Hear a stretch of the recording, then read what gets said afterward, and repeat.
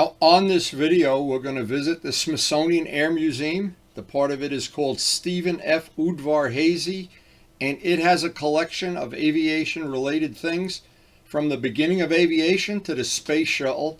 They even have the SST in there. There's so many things from every era. B-29s from World War II, Reno air racers, there's some German planes. We traveled there with our friends and we had the best time ever. This is a great museum.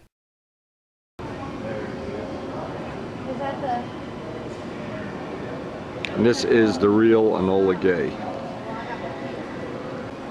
The American jet Bearcat down on the lower floor. We're going to go see that, that's for sure. This is the real Nemesis, the Reno Air Race world record holder.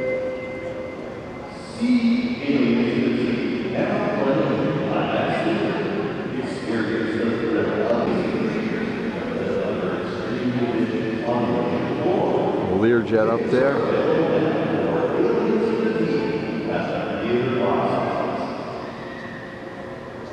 Until you're actually here, you can't imagine how big this place is. This is just enormous. Now, I've been to museums all over the world, including England and Duxford and everywhere. But there's, and Dayton, of course, and one in Texas that was pretty good. But nothing compares to this. This has, it's the quality of the stuff, the restoration, the maintenance. These planes look like every morning somebody got up and put a coat of Simon Eyes on them. Everything here is immaculate, well maintained. It's just an awesome collection of stuff. You can always, if you're interested in reading more, and these are all interesting, just put it on freeze frame. By the way, that's Nemesis. It's a world record holder.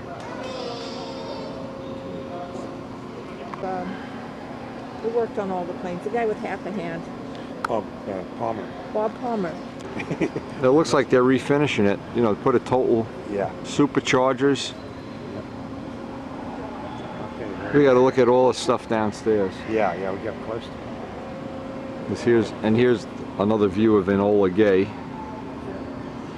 How many American lives this saved by not having to fight the war for 10 more years. What a lifesaver. I thought that was so much bigger than that. No, I got that on video too. Look how small it is. Yeah. That's a Northrop. Well, sitting next to the B-29, you know what I mean? Oh yeah, well the B-20, forget it. Now, if you're a modeler, you might recognize the voice of the late John Brodak. He was with us on this trip, and Bob Zambelli also. And we enjoyed this visit. I can't explain how good this was. If you've never seen that movie Frozen in Time about the rescue of the key bird, boy, you want to see that. Frozen in Time. And of course, what collection would be complete without an SST? Now, just to follow up on this, you can see the movie Frozen in Time about the key bird, the B-29. It's an unbelievable movie with an unbelievable ending. And I have watched it several times. You can get it on YouTube for free, I believe. And it's in a pretty good high-def quality. But the name of the movie is, and the name of the show, check it out, is Frozen in Time. Even if you don't care about airplanes, it's a wonderful movie. Chipmunk up here. A lot of times you walk past something, you don't even notice it, and you look from another angle and you see a paint job on this guy. And one of the things that's amazing is there's aircraft from every era, including right back to the Wright brothers. There's something. There's biplanes, there's biplane bombers, there's air racers, there's some of these planes that there's one of and they have it. And they don't just have it. It's maintained and polished and is the real Enola Gay. The real one is there. And the collection just goes on and on. You need more than one day to see this collection of stuff, for sure. That's right. Look at the cockpit. Oh, man. Hey The guys, bomb look at site. this. Look here. Oh. No, wait a minute. That's my picture through this glass. Oh. I bet you can't take it. Why not? Well, look at it. I see that. The fan to keep the guy from suffocating up there. Can you imagine looking through this nose? Scary. Yeah. Scary stuff. That's nice. I like that. Yeah, that's nice. A lot of Gorhams. Yeah, I'd like to be the guy that has the Gorhams concession on these aluminum planes. Now, for people who might not be modelers or might not understand what Gorhams is a silver polish. It's a paste that they no longer make. Maybe they make it, but we just can't get it. And it was used extensively to polish all the model airplanes that I ever built, and used for, even when I owned an air coupe, a 47 air coupe. I used it to polish some of the aluminum parts on that. And I actually had a little supply up until about a year ago to polish aluminum, but they don't make it anymore. But just brought back a memory when Bob said, holy mackerel, Gorham, polished with Gorhams. Everything, by the way, here is polished and waxed and cleaned. It's beautiful. Probably one of the original Bonanzas with a two-blade prop. Bob would probably know. I wonder if that's a toe. Well, we got to go downstairs to read some of these. You know, you can't read them from up here. This is the Boeing, the original test model. I know that they did a barrel roll with this. That was pretty cool. And the Gulf Hawk.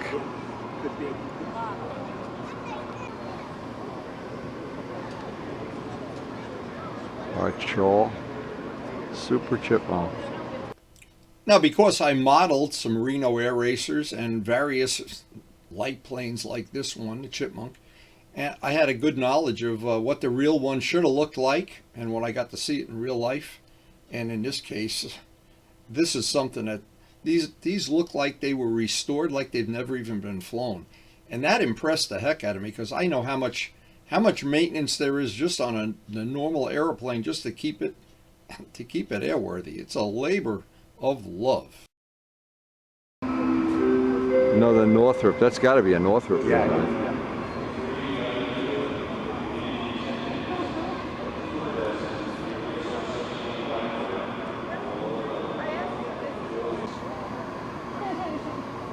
Nice six-bladed prop.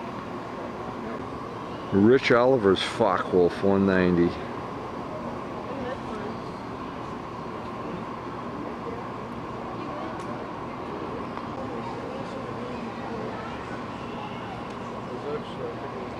A Zero here with a four-bladed prop. Is that a Zero? No, it's not.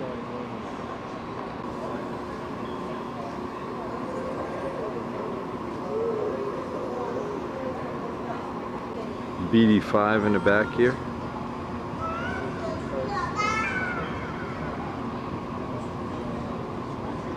Another Burt Rutan plane back there. Another thing that's exceptional here, and again, I've been to other air museums that I thought they weren't really laid out that well. But what's nice here is you have an upper level where you can look down on the planes, and you have a lower level where you can look up at the planes. So basically you can get, in my case, I like to work on my photography skills. I like to look at the planes. I like to take detailed shots. And I took hundreds of photographs in the course of this trip too. And the photographs, when you can get to places where you normally can't get the camera. Like in Duxford, you can only walk around on the ground level, so you only get one view. But here you can almost get drone shots. And when you go to the place where all the biplanes are and the World War I stuff, some of the views you can get from up high are really nice. And I tried to capture the real feel of the museum. And if you ever have a chance to go down there, it is absolutely worth the trip, and you cannot see everything in one day. And good luck if you try to see it in one day. Now Bob knows all about this. I got to ask him more about this. Where they restored the A-26 there. B-17, B-25 they're doing restorations of. Now, it's similar to Duxford in the fact that there's places you can go where you can see them actually during the restoration process, how much labor of love went into some of these projects. I mean, you just can't go anywhere and get parts for some of these planes, these World War II planes. Very rare. Well, they might be restoring the wings or something. They might have half of it out being restored. Looks like they got all the hydraulics and different things. Look at where the wing spar would go. I guess you had pretty good visibility from up there.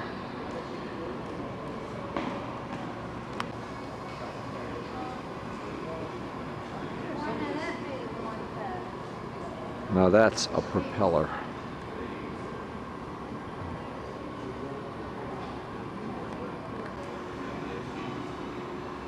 Bob giving Karen a tour. Right, wind and air to come on. Karen wants parachute lessons.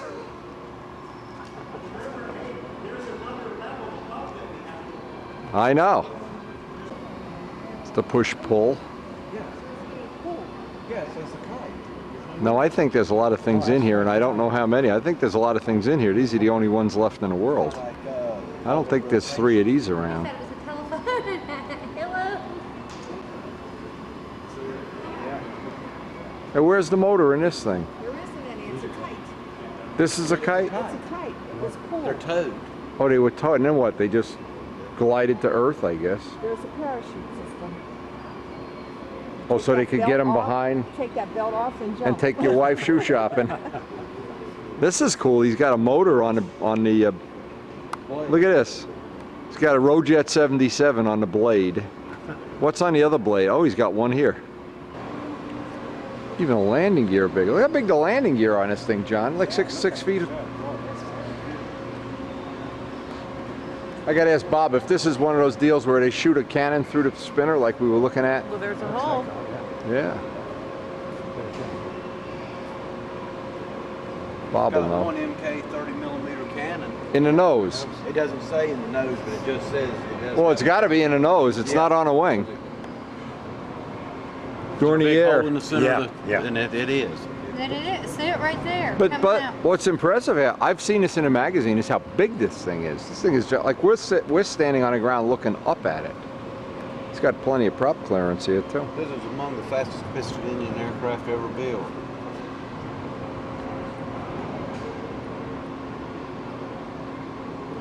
The war ended before large-scale production could begin.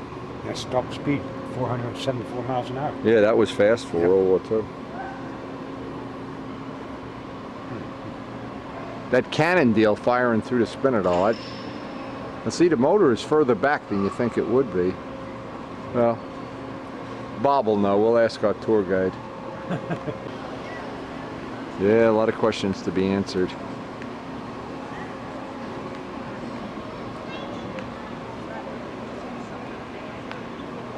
That's really nice the way they have it laid out, that you can see it from, there's actually 3 levels. We're on the ground level. There's a second level and a third level that you can look down on the top of some of these. The seaplane, Japanese seaplane.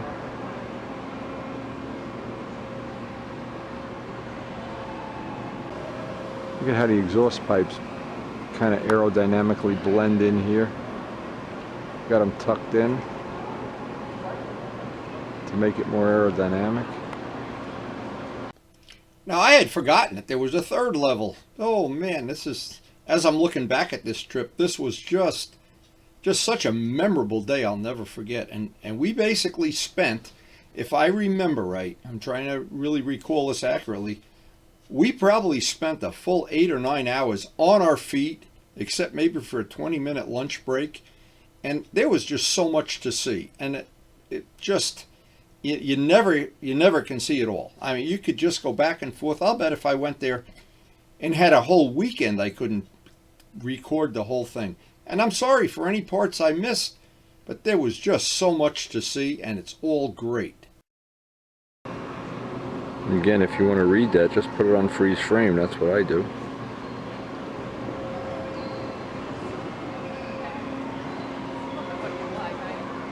I'm guessing the only thing I've seen that has as many or more, and maybe it's a tie, is Dayton. This is really some special find. I'm glad Bob found.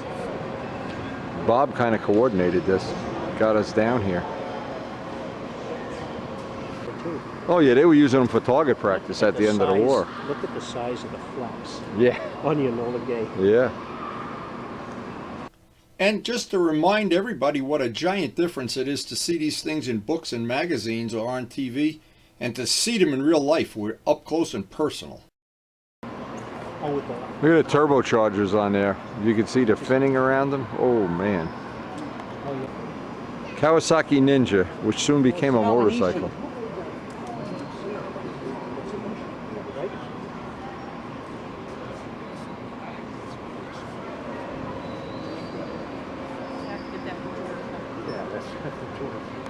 You can actually see a reflection in Enola Gay here. And when our group visited, I don't know if they have this all the time, but there were several people that were like tour guides that were walking around, and they would just, if you asked them, can you tell me more about this plane or that plane or whatever, they seemed super knowledgeable about everything. And of course, you have to seek them out. They were just walking around. They weren't giving like paid tour groups, but they were always available. And what's on these signs, I just couldn't take a picture of every sign. The story, the individual story of every plane and where it came from and what purpose it served, and the information was just overwhelming. And of course, if you know more about aviation, you know some of these things like this Enola Gay and some of the things like the Thunderbolt. And these are key parts of aviation history. These are things that they're iconic, and to have more than one example of some of them, and to have the SST there, and they have the space shuttle there, and some of the Northrop planes that are really rare. There are only one or two in the world. They just have, I always say, something for everybody. Sail peachy wood? Oh, no, that's the Boeing. This is the one, this is the airplane. This is the one they rolled. Yep, twice. Yeah. I think they even have video of that. Yeah, somebody had a video and also a photograph out the wing. But see, there was no windows because this was strictly a flying prototype. They put the whole company's Baby Albatross, kit built, included essential parts needed to build the aircraft. A kit could be bought for less than a third the price of a ready-to-fly sailplane. Now, many of the planes I stopped and read in detail because they were aircraft that I had an interest in. And some of the stuff I learned, and some of the stuff we learned from the guides that were there, there's just a list of stuff that I found very, very interesting. And some of the stuff actually pretty unbelievable, but all true. But see, they blocked off. Yeah, they block off all the vision. Yep. Now what were they doing? Developing instruments at the time? He wanted to prove that you can make an entire flight without ever looking out the window. Hey Bob, you know what this is behind the spinner? Looks like some kind of prop control. No, what that does, it's a shutter, like an iris. When the engine is cold. Oh, that's how they restrict the air going in and out. It spirals outward like a camera shutter. Oh, okay. Blocks off all the air. Yeah. So when after the engine warms up, they just pull a lever and it comes in like that. So they can fly. This may be a Sukhoi. Yeah, Sukhoi. They had one of these at Lincoln Park already. Remote control, yeah. You notice something about the propeller? It turns the opposite way. Yeah. All the Titanium gear. It's a copy of the prop. Roscoe Turner. Roscoe Turner. Yep. There's a nice prop.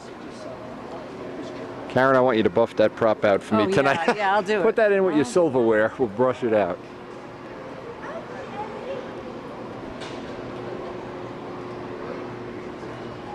Oh, here you go, Roscoe Turner. Look.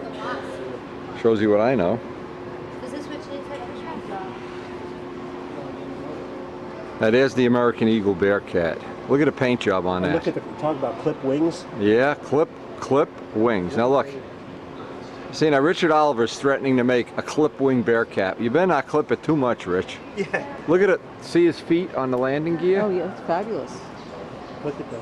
Looks like a windy paint job. Roscoe Turner was a real flamboyant. Talk about a cool paint job. You're gonna make a Bearcat, kids. Here you go. You got orange propeller. I guess the orange is like the beak. Clipped wings.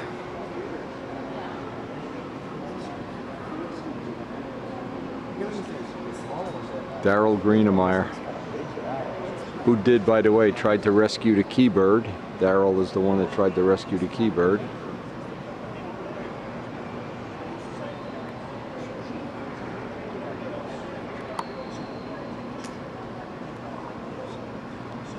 And this is for you, Walt. Walt Russell, I hope this is an inspiring look. Look at the cockpit. Look at the cockpit. Yeah. It's a Coke ball. Now this is the same guy that tried to rescue the Keybird. Daryl Greenemar is the one that tried to rescue the Keybird. Frozen in time. Talk about clipped wings, but he didn't leave. Probably took 6 feet off of them. Well, here's the thing right here.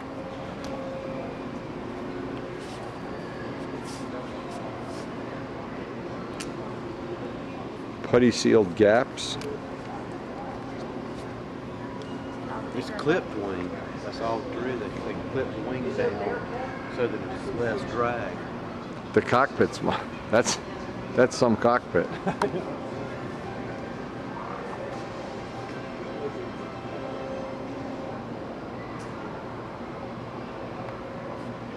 Did you ever? Oh, Daryl Greenemeier's plane. I didn't realize Yeah, that. Greenemar's the oldest? one that tried to rescue the Keybird. Yeah, he's also the one that flew the F-104 at 1,000 Yes, miles. the 104, yeah. I think that guy has some money.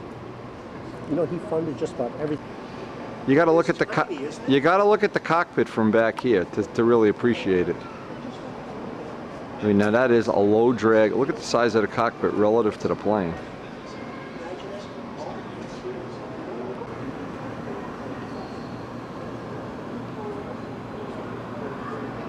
Now that's a slick look. That's a slick look.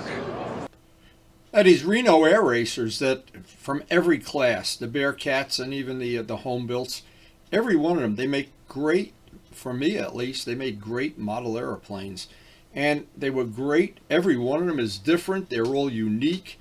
And anytime you want to look at what these Reno air racers are all about, there's a set of videos you can look at, and I think some of them are posted up on YouTube. They're called Skyfire, and Skyfire documented every one of the Reno air racers. And as far as I know, I had the DVDs at one time. Of course, I loaned them to somebody, and they're probably still out on loan years later. But I had the whole set. They're Skyfire, and they have all of the races, every one of the heat races and the finals, and all of the planes are at the Strega and the Rare Bear, all of them.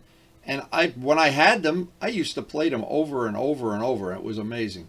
But coming to the museum and seeing some of these Reno air racers in real life, and I have been to Reno, and I have been there for the Nationals, but I've never been there for the Reno air races. Shame on me.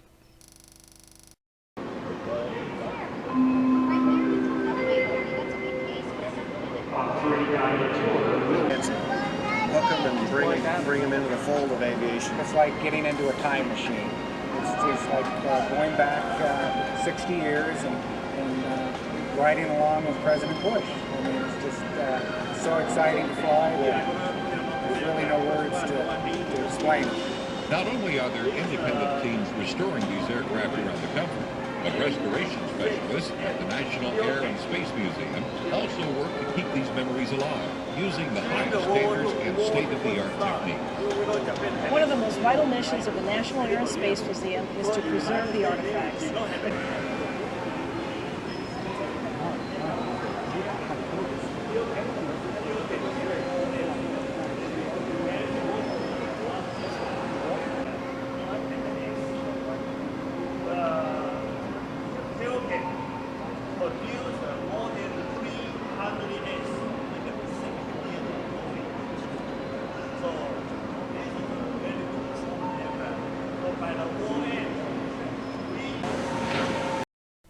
Now, the guide that we talked to about some of the airplanes, he was telling us interesting stories, but he was pointing out planes that there are only 1 or 2 examples ever made, and they have one, and they're very rare. And some of these planes, they have been restored to like new condition. They're just beautiful. Now it looks like the wing, the engines are right inside the wing, but they have shafts going to the props, wooden props, pusher props, of course.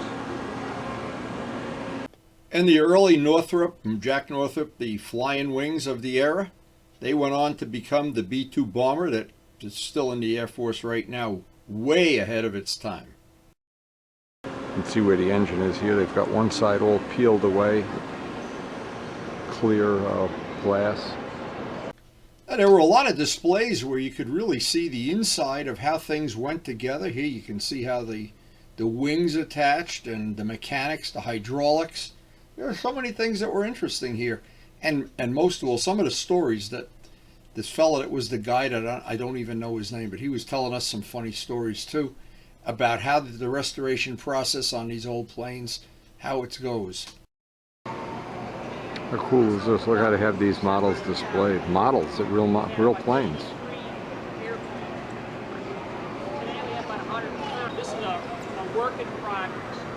Now the space hangar, which we'll go to in a couple minutes, there'll be about 200 people there. So this.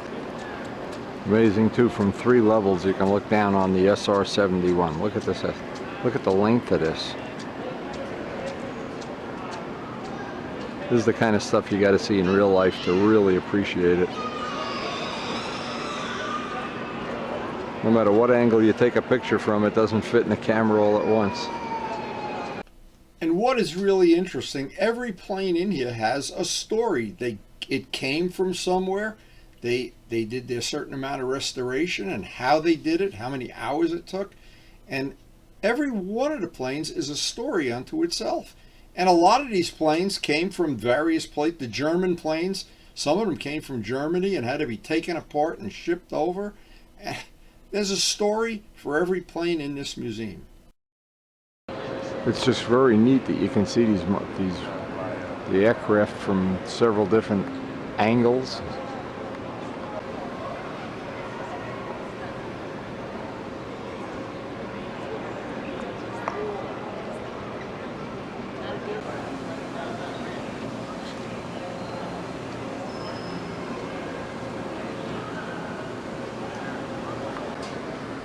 Got a cutaway of a 4360.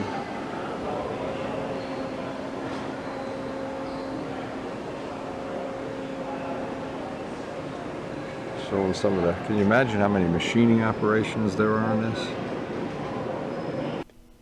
Now, just looking at all the machine shop operations and all the, in one of these multi-cylinder radial engines, holy mackerel. And you imagine putting this together, and every one of these bolts has to be exactly right. All these gears. Look at this. You think an R1 is complicated, or a Ducati or whatever. Look at this engine. Wow. And then to think these engines are air cooled. Air cooled. There's no radiators and no thermostats, and there better be air going around those cylinders at all times. That's an amazing display.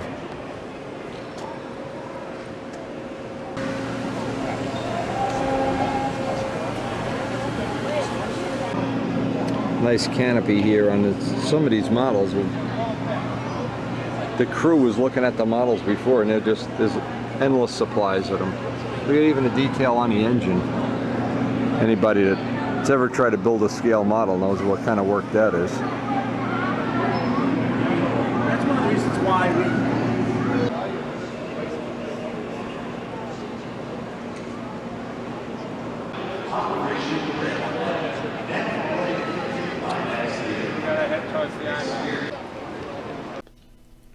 So one of the best stories the guide told us is about the push-pull Dornier.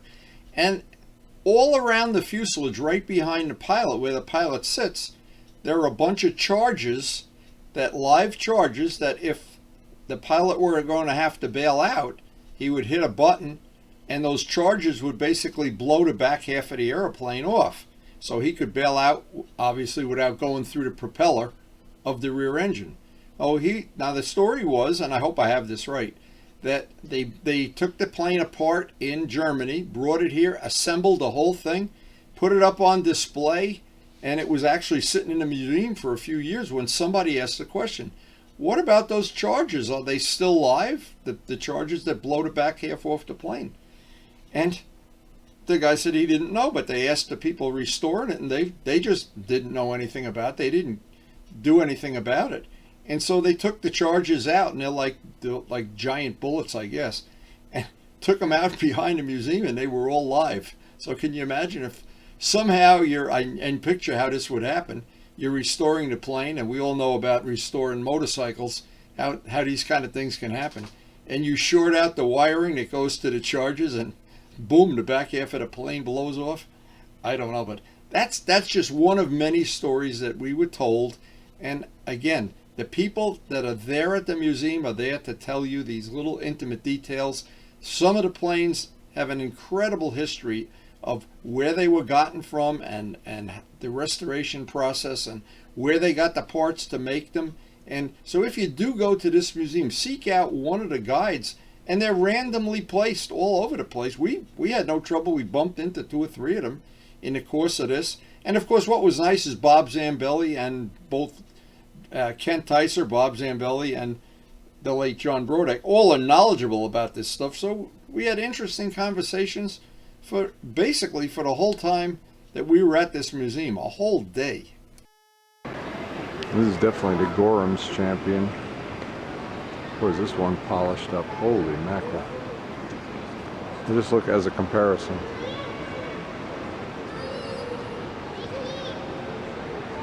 Yeah. Right.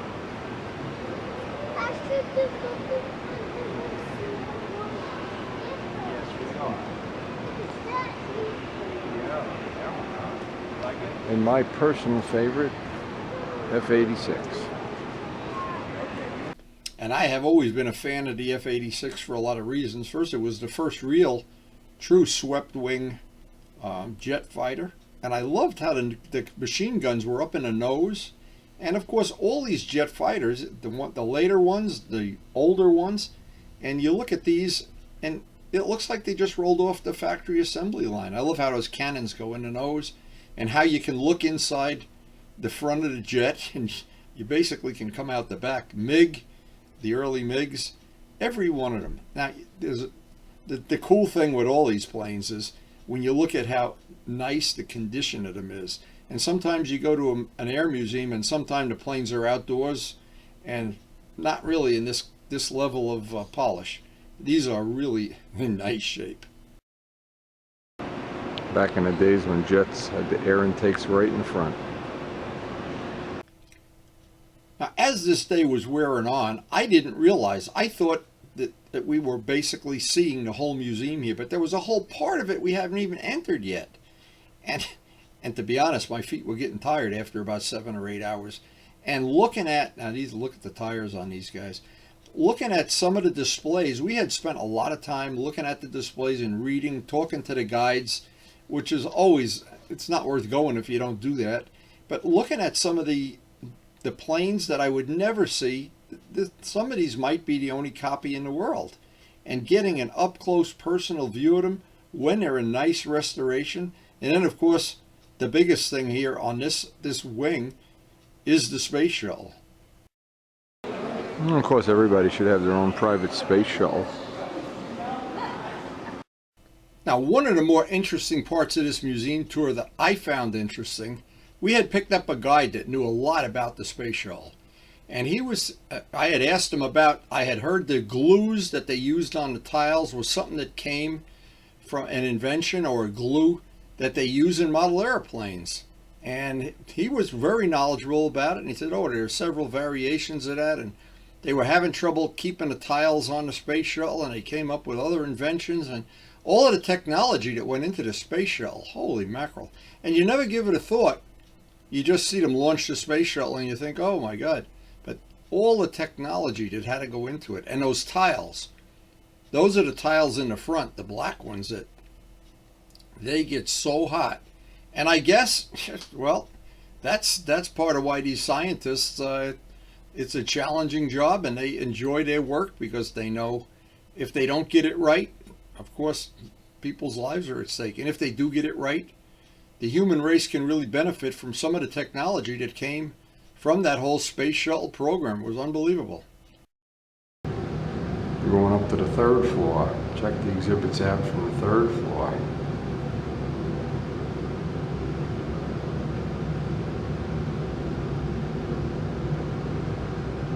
We haven't even gone down in the wing where the SST is yet. Give you some idea what it looks like from up here on the 3rd floor. I'm going to walk the perimeter because Up here they have pretty much a definition of each one of the planes that's in the display. And here where you get a bird's eye view of everything. This is a view you don't get in many other museums where everything is located on a ground floor. Or even worse, what's really sad, some of the things, and an example is at the Dayton Museum, the planes, some of them are outside, and the Valkyrie's outside, and it's kind of sad. But having this view from up top, this was really special. It's almost like you're a bird and you could see what some of these displays look like. And I don't know how they have this, like how they did the layout of this with computer or something, but it's amazing that they've got this much stuff in there. And I often wonder, this is just because I've had to deal with this moving motorcycles around my garage. Like when they wanted to put that P-47 there, what planes did they have to move and how did they get it in there? And I didn't see any cranes or anything. Did they have to move everything around? Every time they move a plane or they do anything to rearrange it or squeeze another one in, there were even some hanging from the ceiling. And there's just a question within a question for everything. And that's what's nice about having these people that I guess they're volunteer guides, that they can fill you in on some of this information. And some of it, Bob Zambelli knew a lot of it. Like, as I say, the people we went with, the crew, I call it the crew, we each know a little bit about something. So we could share the information, and I try to get as much of it as I can on a video.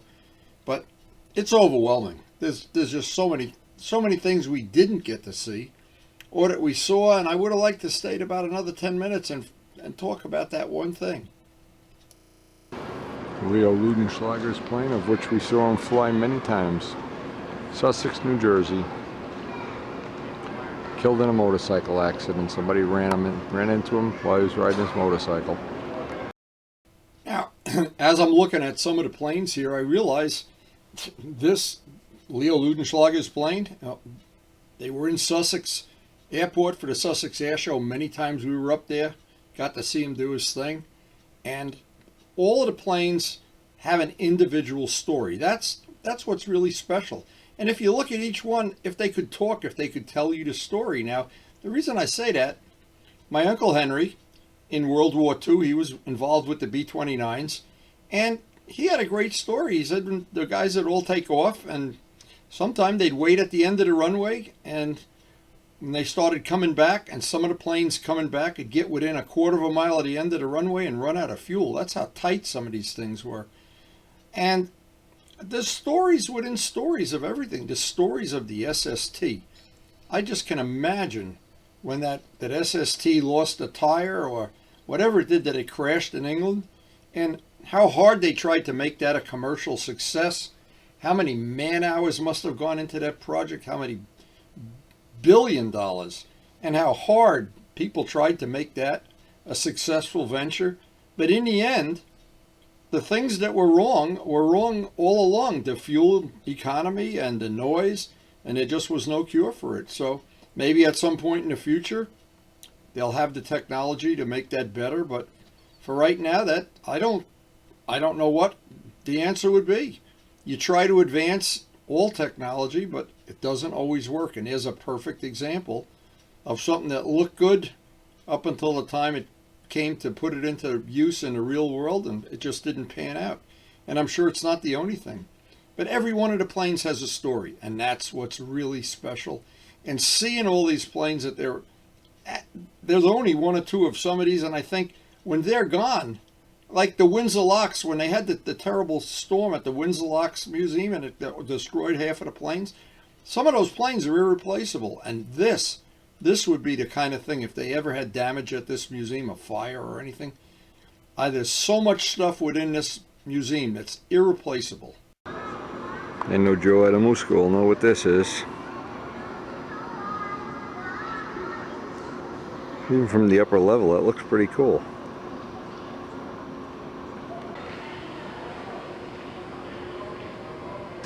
This is definitely one of the places you could come back to time and time and time again and never see it all. There's even a giant exhibit. It's a whole room full of engines.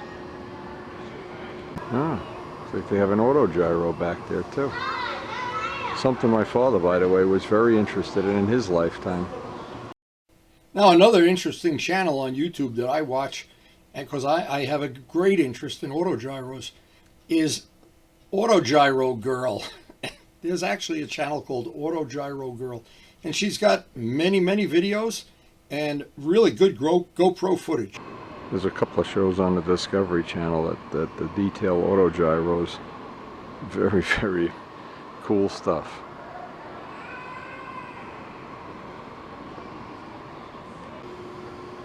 And like I said before, that's one of the things that always interested my dad. He was always very interested in, for whatever reason, one of the things always interested him. I remember that, even as a kid. There's also a really worthwhile video on YouTube about the life of Igor Sikorsky, the inventor of the helicopter, and told by his son. And his son was telling a story that at the end of his life, his father's life, he sat on a modern air-conditioned helicopter, was cruising into a modern airport all under radar control and everything.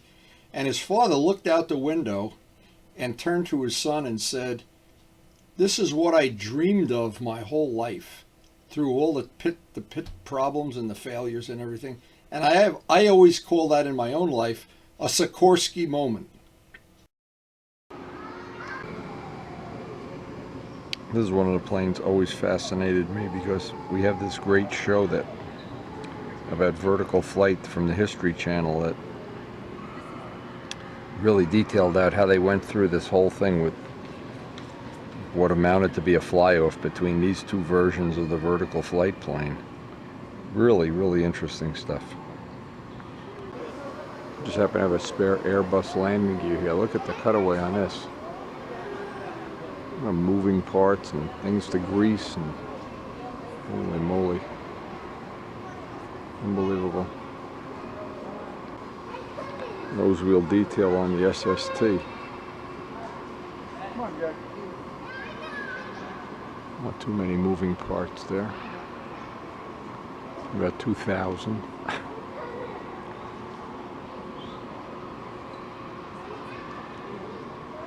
Now see that flag removed before flight? I'm sure that's a locking pin of some kind. Can you imagine they forget to remove it? Here's the view you always want to see, down the bottom. Now, many of the habits I have in riding motorcycles, and most of my videos are about motorcycles or motorcycle-related things, I always pre-flight a motorcycle before I go on one of my rides where I'm going to be far from home, or where it'll be real inconvenient to put air in a tire or something. So it comes from a background of being a pilot. That's the one view you never want to see if you're a bird. A flying bird. There's a vertical takeoff here.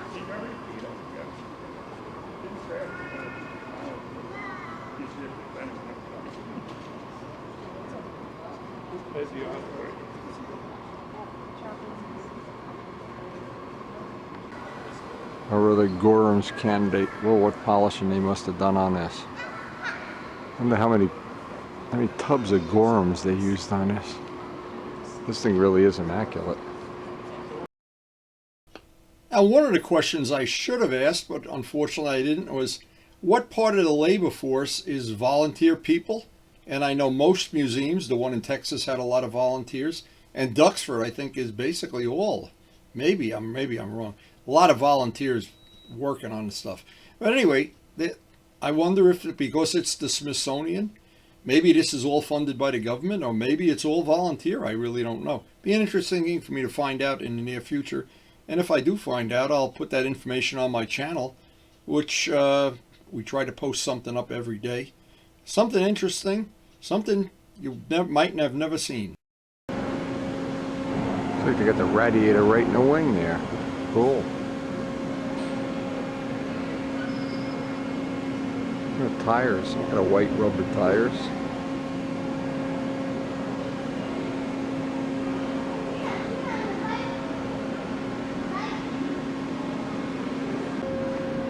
Now here's a question. Look at these engines. Look at where the props turn.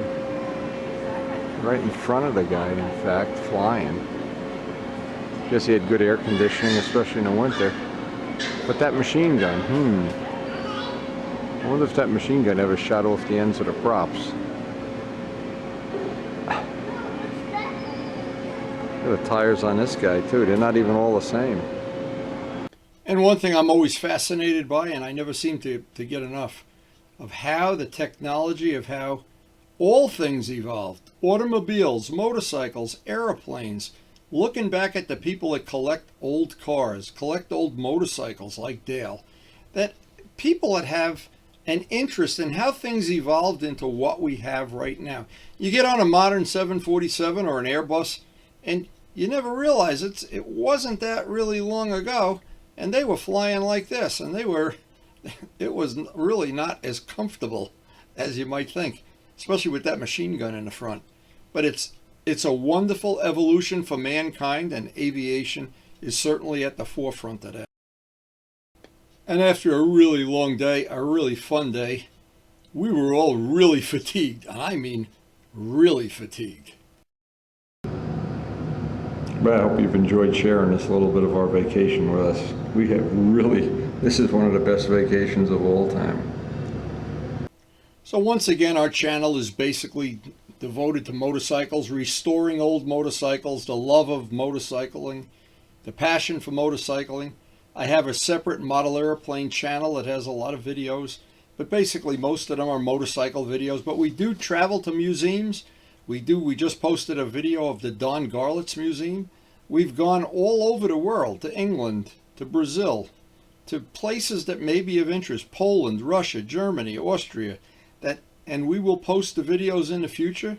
We try to post something new each day, and we try to go riding our motorcycle every day to stay in shape.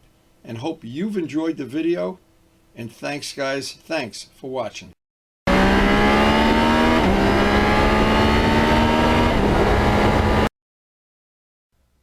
So if you enjoyed the video, I hope you share it with your friends. And of course, I hope, most of all, that we'll see you tomorrow. And thanks again for watching.